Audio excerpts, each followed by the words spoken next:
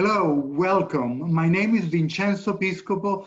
I am the Community and Stakeholder Relations Director for the Coca-Cola Company, where I manage the relationship with disability, veterans, and Hispanic organizations.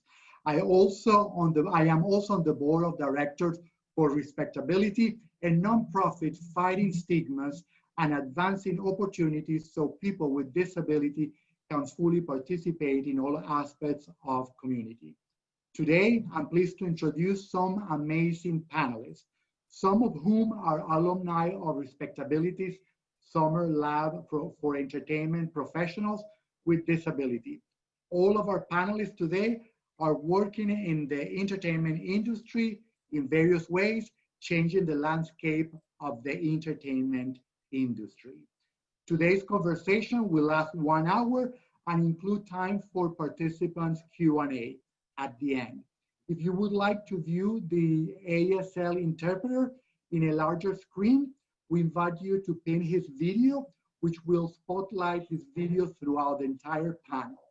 In addition, we have live captioning that is available in this Zoom app by clicking on the CC button or via web. We have posted that link in the chat box. We will be taking questions from you during the second half of the panel. Please add your questions to the Q&A box to do so. Authentic representation of marginalized populations on screen is vitally important, as what people view on screen really influences how they act in real life.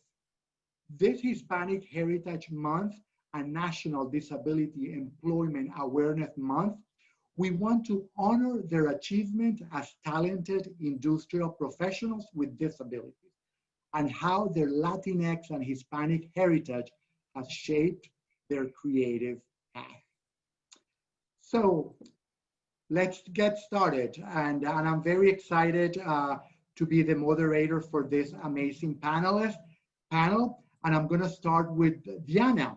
Diana Moreno is a 15-year veteran in physical production as a producer and line producer who had a relapse of multiple sclerosis that affected her legs, which impaired her mobility and now relies on a wheelchair. Diana, while some things have changed, for example, needing accommodation, your wealth of experience is still a huge asset. How have you shifted in your career to continue working in Hollywood? Thank you, Vincenzo. Thanks for that wonderful introduction. And thank you everybody who's joining us today. I think this is such an amazing opportunity for us to speak and for us to talk with you guys about, the different topics we will be speaking about today. But thank you again for being here and listening to our stories and how we can all work together to make sure people with disabilities are given equal treatment in an already tough industry to break into. A little about me, I went from being a heel-wearing, dancing, running, energetic individual working on independent film sets for many years to someone who lost their ability to mobilize without aids. From limping to using a cane and then a walker to finally accepting the fact that if I wanted my life to bear any semblance of normalcy, I would need to accept my new self, my new life, and I would have to swallow all pride and admit I needed the support of a wheelchair. But why pride? Why would anyone feel ashamed of a disability? This is why you're here and why we're here. TV and film have, for the most part, portrayed people with disabilities in a negative light. Aside from those films that are supposed to tug at the emotional strings of an audience while telling the story of a character with a disability, I haven't seen much on screen in the likes of regular people, teachers, doctors, lawyers, pilots, parents, friends, etc. with disabilities. Imagine being told at the age of 30 that you have multiple sclerosis. I was told that a big percentage of people diagnosed with multiple sclerosis would end up having to use a wheelchair eventually. But I didn't believe that I would end up like that. All I could do was think back of any of the portrayals I had ever seen of people with disabilities on screen. Often mistreated, often made fun of. Look at the President of the United States. Often made to be homeless or suffering from some type of addiction, these were not accurate portrayals, but I didn't know. I had never had a friend or family member who used a wheelchair. In fact, I didn't know anyone who used a wheelchair. So when I started limping and could not walk more than a block unaided, then barely able to walk half a block even with mobility aids, I knew I had reached a point of no return. I finally turned to my illness and faced the truth. I needed a wheelchair. After a few years of major depression where I barely left the house or even bed, my mom said to me words that would change my entire life. "You need to start living again, Diana." I thought about those words and finally woke up to the realization that only I could create the change I needed. So I called my mom and said that I was going to travel through South America alone with a cane, a walker, and a wheelchair. And I was going to film my travels. There was silence on my mom's end of the phone. I could hear the hesitation. But finally, after what seemed like hours and hours, she said, "Well, Diana, I didn't mean for you to do that." But with her and my father's blessings, away I went. For 6 weeks, I challenged myself by traveling through a country that is nowhere close to having anything like the ADA here. The trip ended very successfully, and I came back with a new sense of freedom and probably the most confidence I had had in a long time. Working on sets was going to be tough. Independent films don't have large budgets, so to make a set accessible would require more money. I didn't think I would ever be hired to work on sets again. So now it was time for me to reevaluate my love for storytelling. I knew I needed to reinvent myself, so I chose to go outside my comfort level again and decided to throw myself into the trenches, performing stand-up comedy, which I call sit-down comedy. And I started to get serious about my writing. If I couldn't work on sets anymore, I could definitely focus on my other passion, writing. I had written an award-winning film a few years back and had contributed to a book based on my film. I had also several personal essays published online. So I focused on my craft. Last year, I was finally selected to participate in the Producers Guild of America Power of Diversity Master Workshop with a pilot I wrote based on an award-winning film I had written and produced. During the workshop, the pilot was picked up by an Academy Award-winning producer. A year later, I was invited to participate in Respectability's Summer Lab. I'm currently looking for work in TV as a staff writer with a future goal of being a creator/producer. I think the most beautiful aspect of this industry is that there are jobs for everyone. There is not a single position in film or TV that you cannot do while using a wheelchair. Well, maybe stunts, but trust me, I do my own stunts, only not always on purpose. Thank you so much, Diana. I love your story. Let's go to Gisselle. Gisselle Legere is an alumna of the Sundance Screenwriters Intensive Lab, as well as the Disney ABC Writers Program. Most recently, she was staffed on Quantico, where her episode, No Place is Home, was nominated for a Women's Image Award. Gisselle, you have talked about how being deaf has helped you hone in our observational skills. How has this given you a competitive edge as a writer? Hi, thank you for that introduction. I would say that it has given me an edge in 3 different ways. The first is as a deaf kid who had to go to a regular school where there were no special resources for disabled kids, I had to learn on my own. The teachers that worked at my school didn't have any special training and didn't know how to teach me. So very early on, I became an independent learner. And that helped me when I developed an interest in filmmaking, because I didn't go to school for filmmaking. I just started making films, short films, a web series, a feature, and I taught myself by wearing a lot of different hats. I did everything from writing the script to casting to even to cooking for my crew, for like a crew of 30. And so that spirit of teaching myself what I need to do helped me.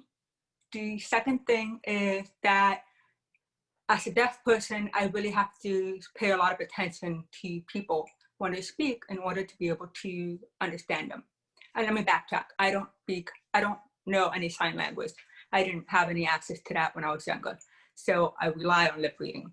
And that means relying on people's faces, on their emotions, on all the unspoken cues that people give when they're in a conversation. And that gave me extra insight into people's, into the subtext behind what people are saying. That makes me a better writer. And in the writer's room, being a better listener, yes, it's ironic that being deaf makes me a better listener, but I have to be 100% focused to capture what's going on in a room. And being a better listener means that I pay more attention to what, I don't want to say what's really important, but I'm just more focused on what is important to the story, and I get less caught up on all the things that go on in a writer's room, and so that helped me deliver what was needed in the writer's room. Thank you so much, Gisselle. I love your story, and I think I have to put No Place in Home in my list of things to watch. Our next panelist is Dani Gomez. Dani Gomez is an actor who most recently had a guest appearance on the NBC's hit medical drama New Amsterdam, where he played a pilot who became paralyzed. Dani himself became paralyzed in 2016. Dani, tell us about the importance of being so authentically cast, especially in a story as nuanced as this one. Well, first of all, gracias, Vincenzo, and thank you for having me on the panel. This is a wonderful opportunity to be amongst such great panelists. And as you said, in 2016, I did suffer an injury that left me paralyzed. And before my accident, I knew nothing about disability. I didn't know anyone who was disabled. So I think that goes for the general public as well. They don't really know what we go through. And I say that because a non-disabled actor, let's say for this role, he can research, he can interview someone who's paralyzed, but he's never going to know what it's like to wake up and not be able to walk to the bathroom. He's not going to know when he needs to go to the bathroom. You know, the things that you take for granted in life, a non-disabled actor can't relate to that. Can't relate to the many struggles that we go through day in and day out of life, that before an accident that left us disabled, you know, it was just second nature. So it's important to cast authentically, because bringing those nuances, that pain and that struggle that we went through when we first had an accident, became injured, and realized that our world was completely turned around and different. Those are things that I think a non-disabled person, as great as an actor as you can be and as much research as you've done, you can't really tap into that. And I think that comes across the screen. So when this came to, you know, when I saw this role, I am not a high-level quad, which in this role, the pilot is paralyzed from like the neck down. Now, some people looked at me and said, well, you're not high-level quad, but I do understand what it's like to be paralyzed. So I can bring that into my performance. And I did talk to my friends who I know that are paralyzed that are high-level quads, and I know what they go through, and I see how they are. So, I mean, this even goes for disabled people playing other disabilities. Like, I'm not gonna know what an amputee goes through, or somebody who's autistic, or has CP, or has spina bifida. So we do need to cast authentically to bring those stories to life. Thank you so much, Dani. Great story. And again, New Amsterdam will be also another one that I will add to my watch list. So next we have Roque Renteria.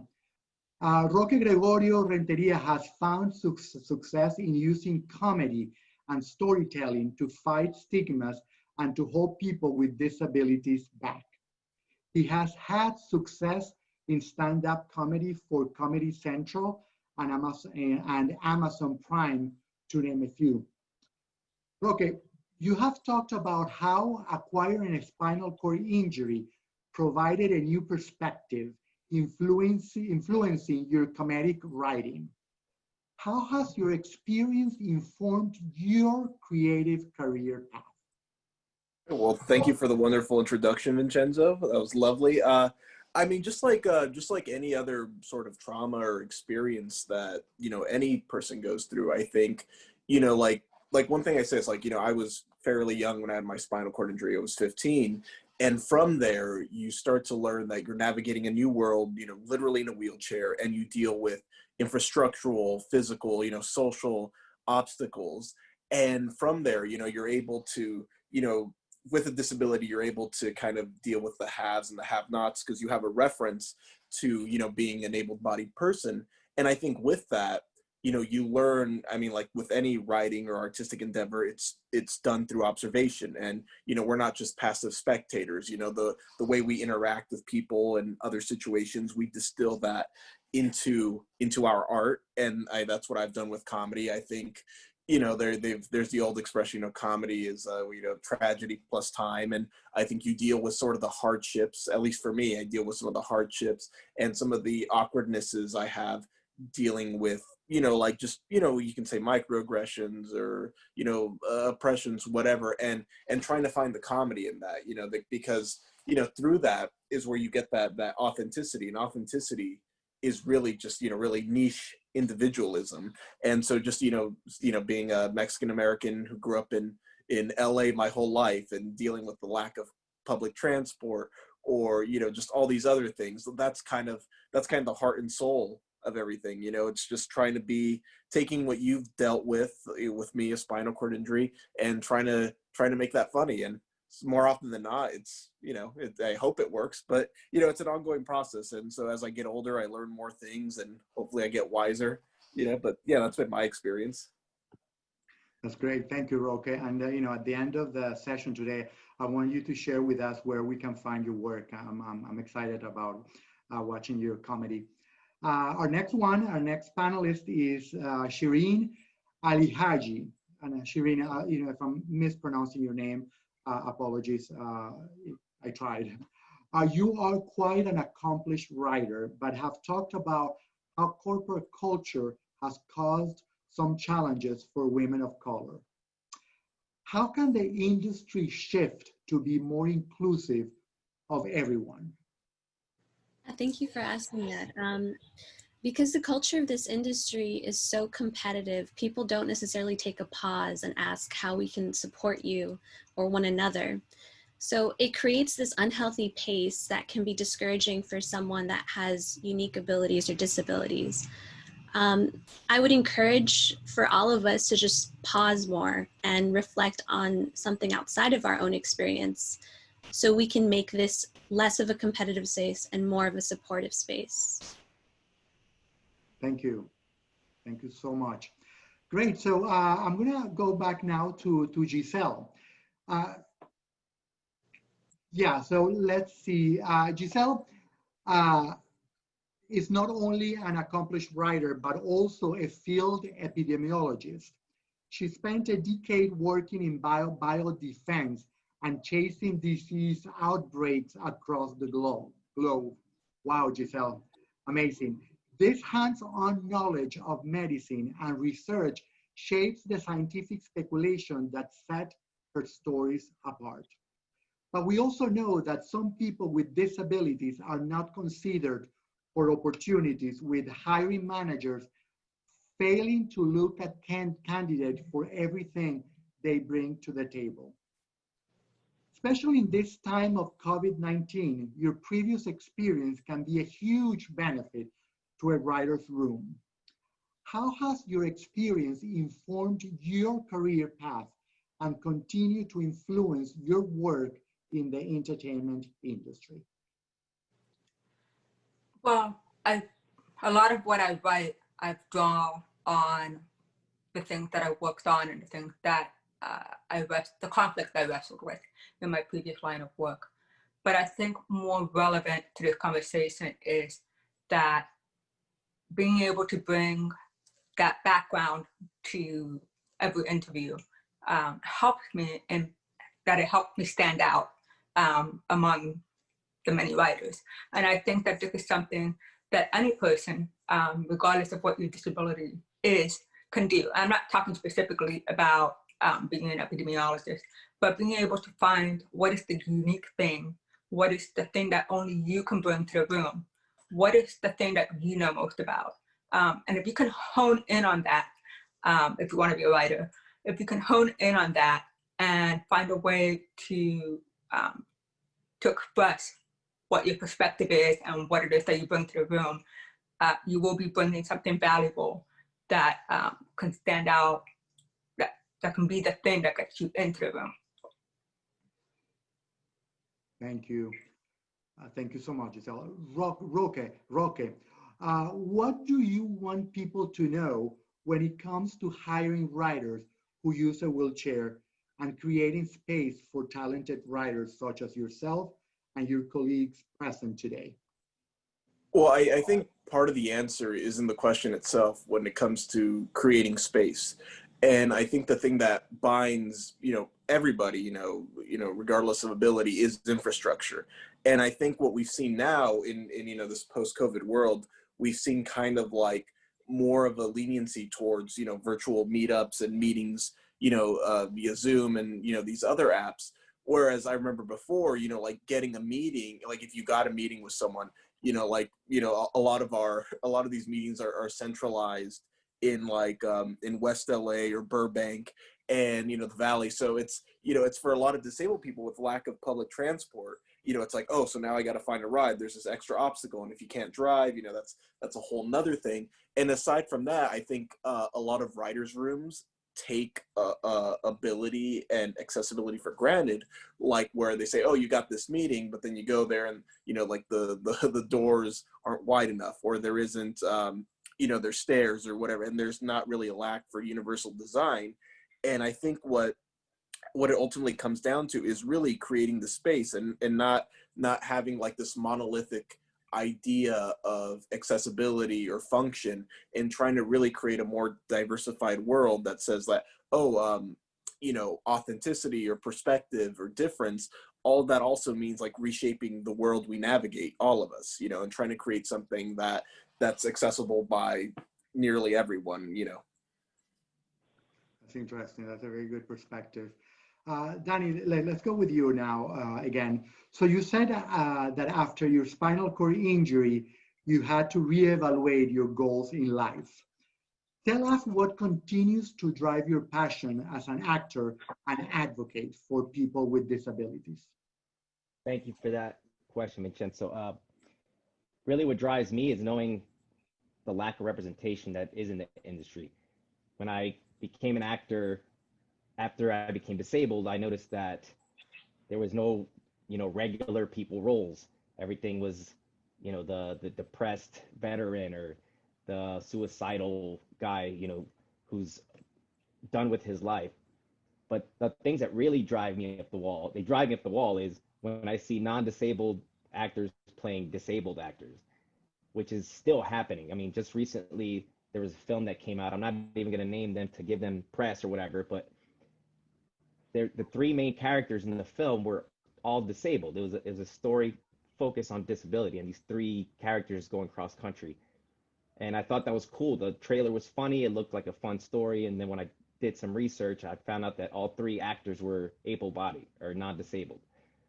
So I wondered why that happened. So I did a little more research. I spoke to some people who wrote articles about it. And apparently the production team said they didn't have time to find actors with disabilities to fit the roles. And they had a month for casting. Now, just in the stable of LA alone, there's like 100 actors that they could have auditioned. And I know they didn't film in LA is what I know from, what I read. But I mean, that's just a poor excuse for your casting. And then you're showing a younger generation that they have a disability, but they still can't play these roles. So really what drives me is to show that actors with disabilities exist, we can act, and you just got to look for us because we're there. Very nice. Thank you so much for that answer. And I think that's why organizations like Respectability are so important, to actually fight for that, for actors and removing that stigma in our society, because who best can portray an actor, who best can portray a person with a disability than a person that has a disability. I mean, same thing that I'm Hispanic. I cannot really portray a British, right? I would definitely be able to portray perfectly an Hispanic guy. So that, I wish it was very consistent all across in Hollywood. So talking about Hispanics, let's talk about intersecting identities. Roque, your parents are originally from Mexico, and you grew up enjoying stories in both English and Spanish, which helped you appreciate foreign films early on in your life. Why is it important to be able to showcase all of your identities, including as someone who is Hispanic and an individual who had a spinal cord injury in your work? Okay, well, first up, for those who can't see, I don't know if my shirt is obscured by the captions but I have a Los Lobos shirt on because as a Chicano in Los Angeles, I thought this was a prime example of showing just how unique like intersecting identities can be, especially as me as a Chicano, because we talk about Hispanic sort of broadly, but it's or Latinx, Latina. We use these kind of as an umbrella generalizing term, but there's so much specificity within those. And especially as me as a Chicano with like a transnational identity, sort of bridging, American identity with Mexican identity, it's, like the space, especially in the LA area, my experiences are going to be completely different as a Hispanic for, my Cuban Americans or my Dominican Americans in Florida, or my, Puerto Rican Americans in New York. And I think that's what we want, especially when so much of our filming and stories are set in LA, but we see a lot of Hispanic characters kind of sidelined. I always find that laughable, because when you look at like, what was it, like over like about 40% of Los Angeles is Hispanic and most of that is Mexican American, it just seems disingenuous and sort of like an LA that I find very strange, and so that's kind of the thing. Like, I think by having more authentic, diverse voices, you create this rich tapestry that really creates a better like scene and storytelling, something that feels like that matches the verisimilitude of what we're experiencing around us. So that's why I think it's important to just like get every nuance you can to just tell the best damn story you can. I agree. And like that, we can make sure to really show that all the beautiful colors of our, ethnicities, right? So when you are Hispanic, there's many colors. And when we make sure that we are focused on showing the real person, it allows people to really know more about us. So I totally agree with you. Gisselle, recently there has been more authentic representation of deaf individuals in the media, both in front of and behind the camera. Yet that representation still is so overwhelmingly white. How can we ensure that deaf individuals of all backgrounds can see themselves represented on screen? That is a question that has many answers because there's a lot of factors. And I won't go into all the things that need to happen behind the camera, in the studios, in the production companies. We need more disabled people represented there in order to get our stories told. But the thing that we can do, disabled people of color, is to start owning your stories. Write those stories, make them, put them out there. And they connect with people. And that is the first step in getting the things that we want to see on the screen. I know for me, writing about how losing my hearing made me feel like I lost my voice led to me getting into the ABC program. It was the essay I wrote about that got me into the ABC program.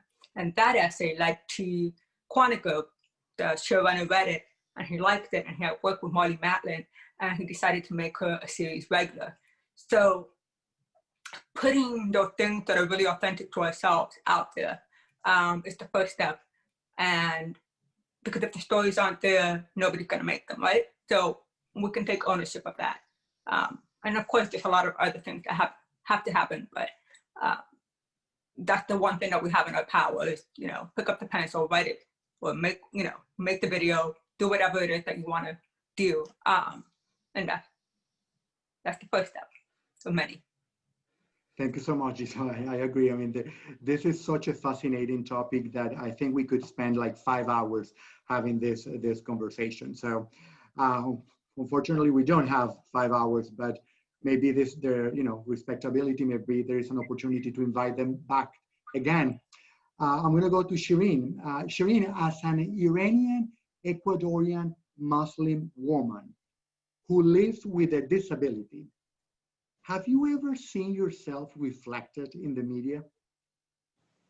As someone who's multi-heritage, I often have to find myself only in pieces of stories and characters. And this just reaffirms to me how important it is to create my own narratives, much like Gisselle said earlier. Because my experience is so nuanced, I'm reminded how layered everyone's experience is, and everyone carries so much history when they come in through the door. There's a lot of value in that. Yeah, definitely. Thank you, Shireen. Diana, let's go back to you. You've talked about how your Latinx heritage, including fluent knowledge of Spanish, has aided your Hollywood career.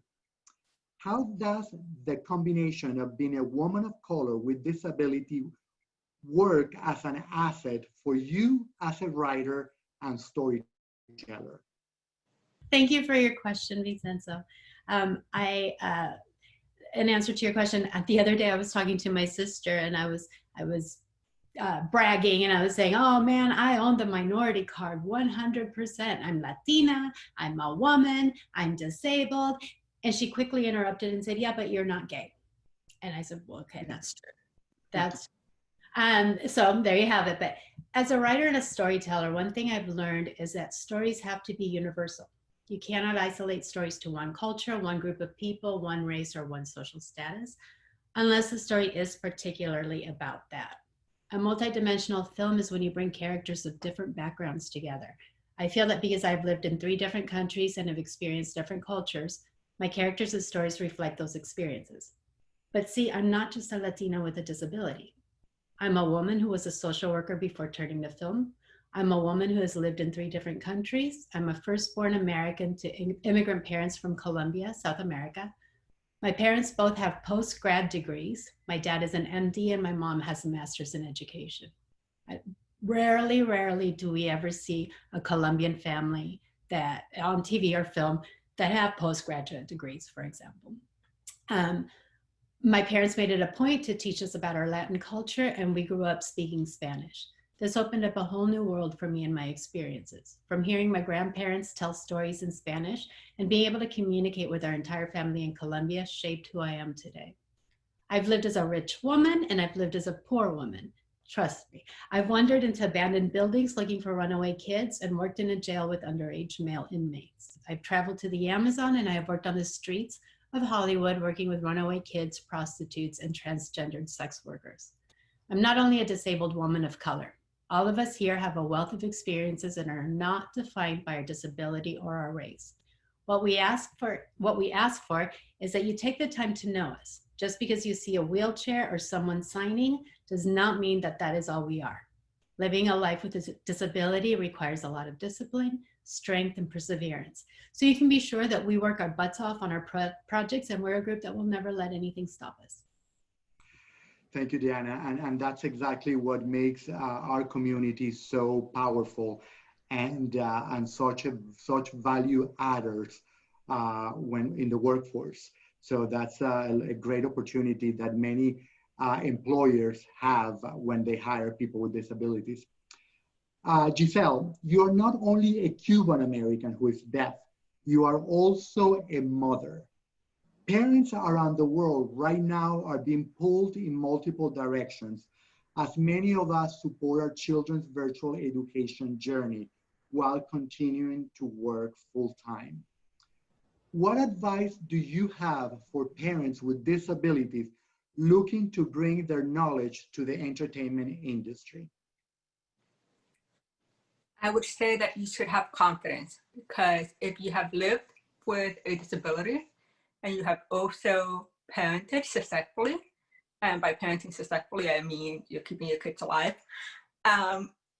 you are capable. You are capable of doing everything that could be asked of you in the in the industry. You can find a way. You can adapt. You can do it. So don't be scared. Don't let anybody tell you that you can't. Plenty of people told me that I couldn't do what I'm doing, and I don't listen. It's one of my fault. I'm stubborn like that. So be confident and know that you will find a way to do what it is that you want to do. Thank you, Gisselle. I appreciate your advice. Being a parent of 4 kids and all of them doing virtual schooling is definitely, turn our world around. Several of you are alumni of Respectability's Lab for Entertainment Professionals with Disability. This program continues building the talent pipeline of young and mid-career professionals with disabilities working behind the scenes, while also enabling hundreds of studio executives to learn about the talents and benefits of hiring people with disabilities. Shireen, you are an alumna of Respectability's pilot lab from 2019, I believe. You had some great things come out of that. Can you share more about it? Yes, I'd love to. The project that I was able to workshop in the lab actually placed a semi-finalist in this year's Blacklist. And because of the lab, I actually met another alumni, Nasreen Al-Khatib, and we developed an episodic called American Girl, which placed in the Sundance Episodic Lab. Wow, very nice. Thank you so much. Diana, you participated in the 2020 lab, which was virtual. How has this experience helped you get closer to your career goals? My experience in the lab and participating in the lab just turned my world around. It was, for the first time, I feel that I found my tribe, that I found people like me, not only people of color, but people with different types of disabilities, but also very, very passionate, creative, talented people that want to live their dreams and be able to work in the film industry. What I'm grateful for the most was that every speaker that we had that came to speak with us was not only interested in learning more about how they could bring inclusion into either the studios or the companies that they are a part of, but also they wanted to know about us, and they opened their doors to let us come to them and maybe reach out, maybe pitch, maybe just do an informational meeting. So that's what I've been working on. I've been working on setting up meetings to meet and to discuss projects or to discuss my experiences. And so, yeah, so right now I have a pilot. I'm looking for other production companies that might want to partner up or might be interested in the project. And also I taught a class over the summer of high school kids on how to write a sitcom. And they wrote an amazing pilot. I have a producer now who is interested in partnering up with me to get this out to them, but I also have contacts through the lab that I would love to pitch this to at some point or another. So again, it opened doors that I never even knew existed. And that is just, that's what's made me feel really comfortable about getting back out in the world, even if I'm using a wheelchair, and knowing that I can do the work that I set out to do, along with the rest of my class and along with the other participants. Thank you, Diana. That's so exciting. Danny, your focus is more on acting and modeling. What's your advice for non-disabled producers, writers, directors on hiring talent with disabilities in front of the camera? Thank you, Vincenzo. First of all, you have to get to know the community. Watch the films. My good friend Nick Novicki created a film challenge called the Easter Seals Disability Film Challenge. So every year we had this film festival where people with disability, you have to use people with disabilities in front or behind the camera to participate in this challenge. It's a weekend challenge, and you have the weekend to write, edit, shoot, do posts and everything. but the focus is to use disabled talent. So that being said, watch those films, watch what we can do, hear our stories, especially for the writers. You know, everybody who's disabled they have a unique story. How we got injured, if we were born with it. We all have unique lives, you know, stemming from the disability.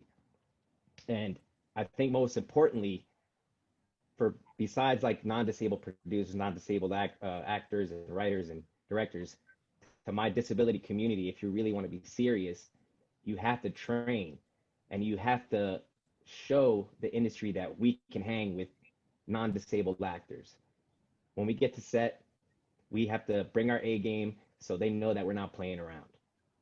And then for the industry, listen, somebody like myself, if we get cast, we're going to be more grateful for getting that role because it's so hard.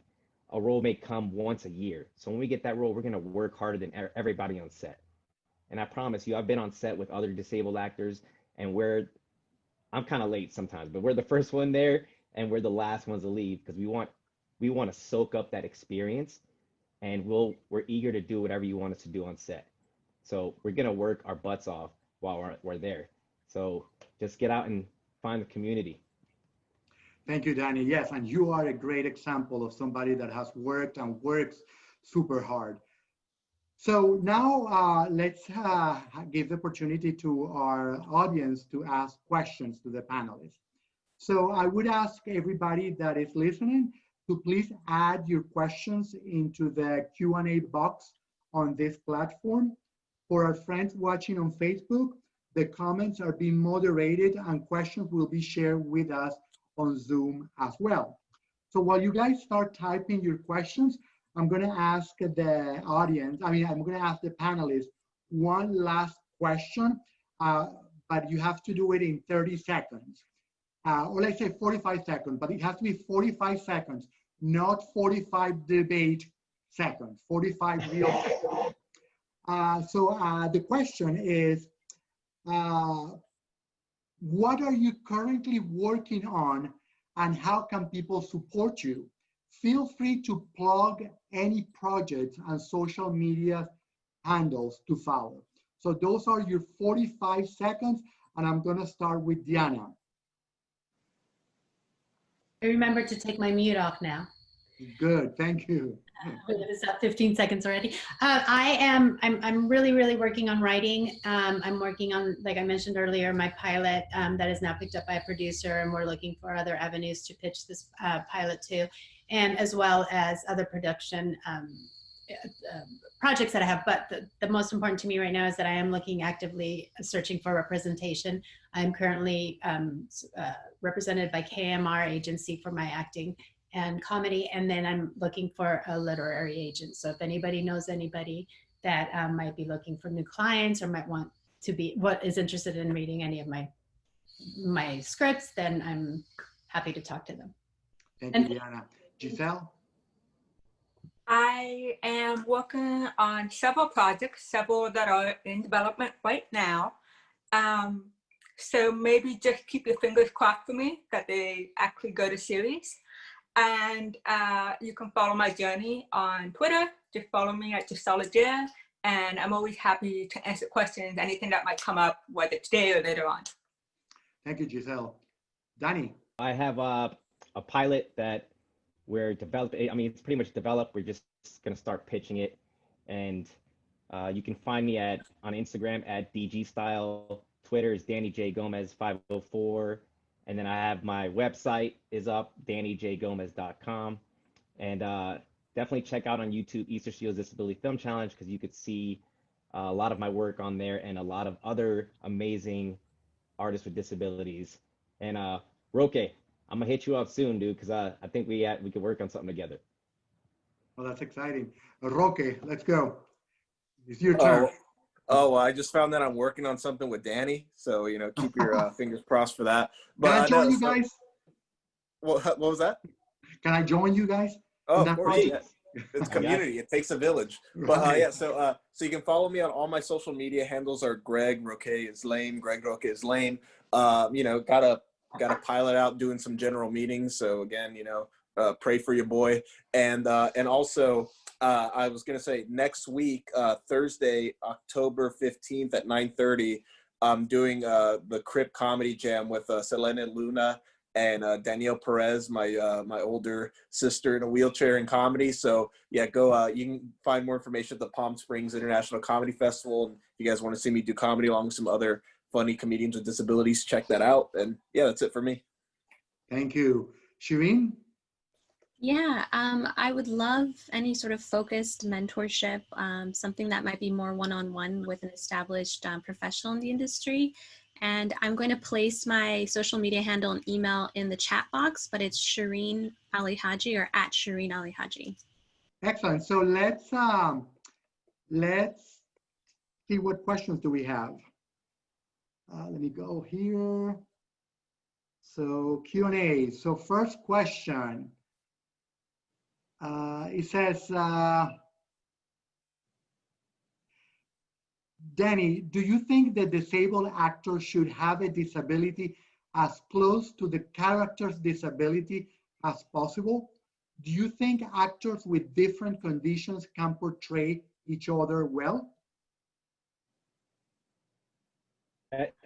See, that's a tough question because I have gone out for amputee roles, and I've double amputee roles, and I just know that I'm not right. I don't feel that I am, but I think casting directors, they just cast this broad net and they're like, let's just bring everybody who's disabled in here and they can play this disabled role. Now, I think it's important that if you are disabled, I think we all share this, as people with disabilities, we just know. It's like you see someone else who's disabled, you just kind of like, you have this bond that a normal society doesn't have. So I think we can play, like I played like that high functioning quad because I understand what it's like to be paralyzed. And I played an autistic, and I spoke to a good friend of mine who is autistic, and he gave me a rundown because I really wanted to understand the character. And I think it's more about understanding, the heart of another person to be able to portray that. But it's always tricky. All I can say is just work on your craft as an actor, and then that disability stuff should be secondhand. Like they should see you as an actor first. Thank you. Here's a question from Paola Vergara. I love this question. She says, what do you recommend? And, I think, Diana, you can take this question if you don't mind. What do you recommend for a mother of an average autistic kid? He's not high functioning and lack of some social skills, who says he wants to be an actor or an artist. He loves dancing Michael Jackson, for example. How can I help him to achieve what makes him happy? It's so amazing that you asked me to answer this question, because just as you said my name, I was typing a message to Paola telling her to feel free to contact me and my email address, and I could help her or give her some advice and some thoughts. So I'll say it now out loud. Is I think, I don't know if your child has done any kind of acting work. I don't know the age of your child, so I'm not sure where I could, advise you to do with him. But I would definitely say if he can get into acting classes. And I think one of the people, KMR, which is the agency that represents me, and I believe they represent you as well, Danny. Gail Williamson there, but I'm not sure. Well, they are an agency. They're a big talent agency, but they also have a department for people with disabilities, the diversity department. And that might be a place that maybe you could contact an assistant or somebody there that could give you some information about what kids with disabilities, where they're maybe going to do training, where they're going to, where they're being represented. I think definitely, if he loves singing Michael Jackson or loves dancing Michael Jackson, portray that, show that, put it on YouTube. Start something with him that can get him more people, more views, get him more, and I'm saying him, and oh, you did say he, okay. And so those would be my suggestions as of right now without knowing that much experience. I'm still sending you the message with my email address, Paola, so feel free to welcome or to contact me at any time. Thank you so much, Diana. This question comes, yes? For Paul, check out gamutmanagement.com. They're my management team out of New York. They also deal with, their whole, I guess, talent pool is people with disabilities, and they have a lot of kids. And also for Paula, check out the Easter Seals Challenge every year because anyone can participate. That's a great advice. This question, I believe, comes from our Facebook Live. And we can have maybe Shireen answer this question. What would you recommend companies do in order to hire crew with disabilities? What are some ways you combat common refrains like "we don't know anyone" when it's used as an answer to why actors and crew with disabilities are not considered in the early hiring stages? I would encourage them to reach out to Respectability first. Yeah. Thank you for the plug. There's another question that came here. It says, are Latinx Muslim depicted in media in Spanish speaking countries more than USA media, or is it rare there too? And I guess this is for you, Shireen, as well. Yeah, I don't have the particular insights or data on that, but I do recall that there was a novela called El Clon that was very, very famous. And it did have Muslim characters, and that was shown throughout Latin America. So it does happen occasionally. Excellent. By the way, can you guys, the panelists, put your social media contacts in the chat room, please? That was a message from Shanalina Palmer. So if you guys can do that, or if not, I think our Tatiana can help us with that. So this is a very interesting question that many people with disability face a lot. And maybe Danny, you can answer this question since you're also a model. It says, how can I get into acting, modeling without losing my benefits? Ooh. I mean, that is something that actually there was a film made this year just about that. I'm going to keep plugging this, the East Shields Disability Film Challenge. If you want to private me message me, I can find that exact video because he goes into depth. He did a lot of research because it's very confusing. Like you can't have like over $2,000 in your bank account or something like that. It's ridiculous. We lose our benefits if, we can't have a career without losing our benefits.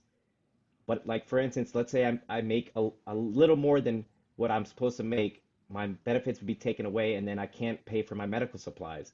I mean, my catheters alone, I get 3 months worth. That's like $6,000 right there. So dealing with that is really tough, but please message me privately on Instagram or Twitter, and I can definitely gear you in the right direction. Anyone, really. Thank you, Danny. Roque, I think I have not asked you a question from the panelists, so I'm going to give you this one. Let's see if this is something that you can help us. It says, what accommodations can we automatically have on set writer's room that can provide equity in these creative spaces, in addition to asking about specific needs for each individual? Oh man, thank you for the easy question. You've been excellent answering questions. So, he'll rock it. Okay, so again, this is such a multifaceted question that, again, like the simple answer, because you can get into specificities, is like, again, universal design, and it's just reimagining the workspace. And again, it's understanding that, people with disabilities have different needs. So it's like, again, like maybe giving a little more time for bathroom breaks, or being accommodating with like sort of like chronic illness, with like allowing more virtual spaces now that we've seen. And again, in this COVID world, that we can still, people, I know friends, both disabled and non-disabled, who are working in writer's room, and now they're doing it virtually. And it's shown that like we can still be productive and, be given ample time and accommodations, from, virtually. And so it's just being cognizant of all that, and just, like reimagining the workspace, and whether it's universal design, virtual meetups, a little more time, and just that kind of stuff. like that's a simple answer, but you got to ask like, you know, architects and, you know, social workers for a more distinguished answer, you know. Can I Yes, add please. to that? Sure. Definitely, I think that we're all adults and we've all dealt with our disability and we've all learned how to deal with our disability and how to live our life. And so I think the first thing that needs to happen is we need to lose the fear of asking somebody what their needs are. Don't fear that you're going to be offended, that the person's going to be offended. None of that. We need to lose that fear. We need to be open with communication. So I think that if I were to be hired at a location where, let's say, it wasn't accessible because there's stairs, well, it's something that I would talk about and I would discuss. I think that by law, places of employment have to be accessible.